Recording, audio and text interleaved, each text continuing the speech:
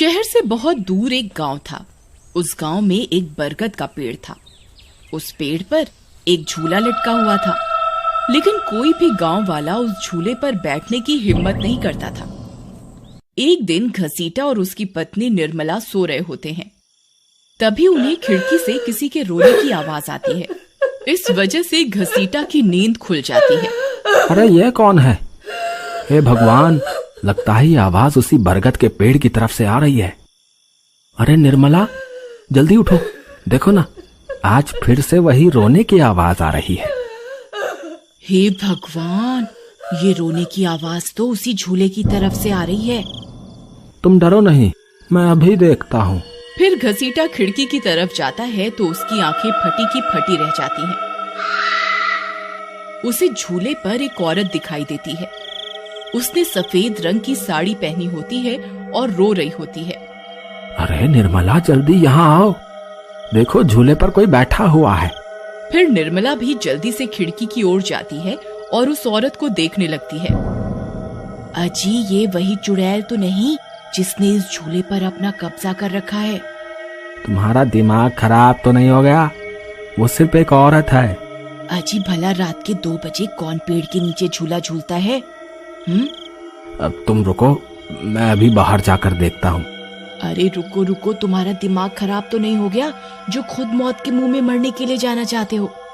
मैं आपको कहीं नहीं जाने दूंगी। तभी वह चुड़ैल अचानक से गायब हो जाती है। ये सब देखकर वे दोनों डर जाते हैं। अरे मर गए रे, ये तो गायब हो गई। मैंने आपसे कहा था ना जी, ये कोई आम औरत नहीं है। तुम सही कहती हो निर्मला, इस झूले में जरूर कोई गड़बड़ है, तभी कोई गांव वाला इसके आसपास जाने में भी डरता है। अजी, आज तक तो हमने इस झूले के बारे में सिर्फ अफवाहें ही सुनी थी। आज तो अपनी आंखों से देख लिया। मैं अब इस घर में और नहीं रहने वाली। फिर अगले दिन निर्मला का भाई अपनी पत्नी के साथ शहर से उसके घर आता है। अरे निर्मला बहन, तुम कहाँ हो? अरे भाई, तुम आज तुम्हें अपनी बहन की याद कैसे आ गई? बस ऐसे ही बहुत दिन हो गए थे, तो मैंने सोचा अपनी प्यारी बहन से मिल लूं आज। फिर वे लोग पूरा दिन हंसी मजाक करके बिता देते हैं। और फिर रात होने पर, बबलू भाई, तुम नीलू के साथ इस कमरे में सो जाओ, हम साथ वाले कमरे में सो जाते हैं। और हाँ, तुम्हें किसी चीज की जरूरत हो तो मुझे बता देना। फिर इतना बोलकर निर्मला अपने कमरे में सोने के लिए चली जाती है। फिर कुछ देर के बाद नीलू की नजर खिड़की के बाहर उस झूले पर पड़ती है। अजी, इधर आइए, वो देखिए, वो पेड़ के नीचे एक झूला लगा हुआ है। हमारे शहर में तो ऐसा कहीं देखने को नहीं मिलता। चलिए ना, मेरा बहुत मन है झूला झूलने का, चलिए ना। अरे रुको रुको, अभी तो रात हो गई है, सुबह होते ही झूल लेना, अभी सो जाओ। फिर इतना बोलकर बबलू सोने चला जाता है, लेकिन नीलू उसी झूले को देखती रहती है। अजी सुनिए ना, चलिए ना, मेरा बहुत मन है। लेकिन बबलू नीलू की बात को अनसुना कर देता है और सो जाता है। फिर नीलू सोचती है, अरे ये झूला तो एकदम घर के पीछे ही है, मैं खुद ही चली जाती हूँ। फिर इतना सोचकर नीलू घर से अकेले ही निकल पड़ती है और सीधा उस झूले के पास पहुंच जाती है। अरे वाह, जैसा मैंने सोचा था ये तो बिल्कुल वैसा ही निकला। आज तो मजा ही आ गया। फिर नीलू उस झूले पर बैठ जाती है और झूला झूलने लगती है और गाना गाने लगती है।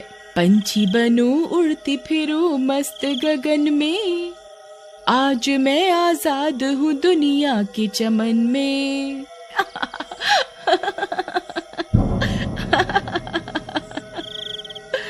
अरे वाह।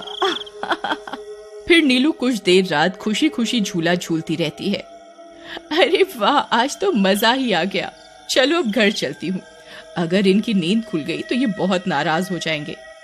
फिर जैसे ही नीलू उस झूले से उतरने लगती है तो उसे महसूस होता है कि किसी ने उसे पकड़ कर रखा है और वो झूले से नीचे नहीं उतर पा रही।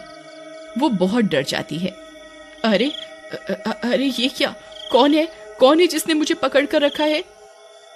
वो इधर उधर देखती है लेकिन उसे कोई दिखाई नहीं देता। अरे मर गई रे, मैं इस झूले से क्यों नहीं उतर पा रही? बचाओ बचाओ, कोई है? अजी सुनते हो, मेरी मदद करो। तभी नीलू की आवाज सुनकर बबलू की नींद खुल जाती है। निर्मला और घसीटा भी उठ जाते हैं और भागते हुए बबलू के पास आते हैं। अरे बबलू, ये तो नीलू की आवाज थी ना, वो कहाँ है? तभी घसीटा की नजर उस झूले पर पड़ती है। उसे नीलू उस पेड़ के नीचे पड़ी हुई दिखाई देती है। हे भगवान, ये क्या अनर्थ हो गया? नीलू उस झूले के पास कैसे चली गई? फिर वे तीनों भागते हुए उस झूले के पास जाते हैं। उन्हें नीलू वहां बेहोश पड़ी हुई मिलती है। हे भगवान, ये तुम्हें क्या हो गया नीलू? नीलू, तुम्हें यहाँ नहीं आना चाहिए था। हे भगवान, अब क्या होगा? फिर वे सब लोग वापस अपने घर आ जाते हैं और सुबह होने पर नीलू को होश आता है। नीलू, तुम ठीक तो हो ना? आज के बाद कभी उस झूले के पास नहीं जाना। उस झूले पर किसी चुड़ैल का साया है। ठीक है दीदी, मैं आज के बाद उस झूले के पास कभी नहीं जाऊंगी। फिर रात होने पर सब सो रहे होते हैं। तभी नीलू की नींद खुल जाती है। उसकी आंखें लाल हो जाती हैं और उसके पैर उल्टे हो जाते हैं और वो घर से निकलकर झूले की तरफ चल देती है और झूला झूलने लगती है।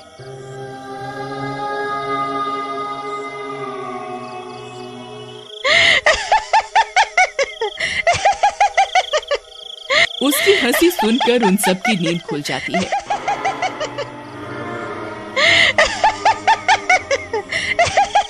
निर्मला और घसीटा भागते हुए बबलू के कमरे में आते हैं और नीलू को वहां ना पाकर परेशान हो जाते हैं। हे भगवान, अब ये नीलू कहाँ चली गई? फिर वे सब खिड़की से झांक कर देखते हैं तो उनकी आंखें फटी की फटी रह जाती हैं। नीलू झूला झूल रही होती है। अरे मर गए रे, ये नास मीठी तो फिर से झूला झूलने चली गई। अरे बेवकूफ बबलू, अपनी पत्नी को संभाल कर नहीं रख सकता क्या? देख, तेरी पत्नी आधी रात को कैसे झूला झूल रही है। दीदी, मुझे माफ कर दो। मैंने इसे समझाया भी था कि उस झूले की तरफ कभी मत जाना। अरे जल्दी चलो, हमें अभी नीलू के पास जाना होगा, कहीं कोई अनर्थ ना हो जाए। फिर वे तीनों भागते हुए उस झूले के पास पहुंच जाते हैं। ए नास मीठी नीलू, चल जल्दी से इस झूले से नीचे उतर। तुझे कल भी समझाया था ना, इस झूले की तरफ नहीं जाना। एक बार में समझ नहीं आता क्या?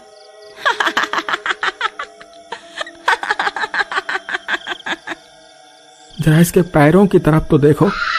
अरे मर गए रे, ये तो चुड़ैल बन गई है। अरे मर गए रे, मेरी बीवी तो चुड़ैल बन गई। अब क्या होगा? अरे भागो रे भागो, सब अपनी जान बचाकर भागो।